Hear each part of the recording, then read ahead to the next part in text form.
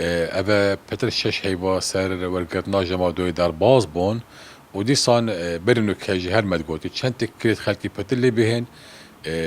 توجبون پتر لی تیتم تا بیجنو که روزان اینجا جنده خلکی که زور در کویتنج بر هنده امید بینین که افراجا بلند بیتن داخازا مش خلکی اوه طایبت اوید کو نخوشیا کرونا هی پتویل سروانا هندی بشینش مالت خود در نکبن خو کرنتینه بکت مالت خدا هکب در کبن جی چرا که بیتن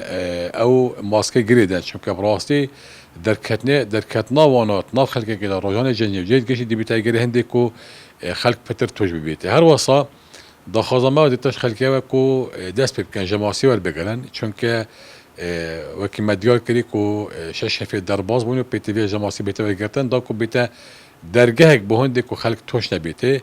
اشلای که دیتر و نو کمت بینی کو نخوشا کل رایجی حالتی تین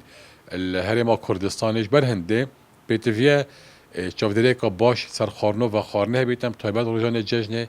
هندی خان المال بخون باشره در نکبنه جهن گشتی چون که ایکش اگر پیدا بونا و نخوشه که دیاره کلرایه یا خارنه و خارنه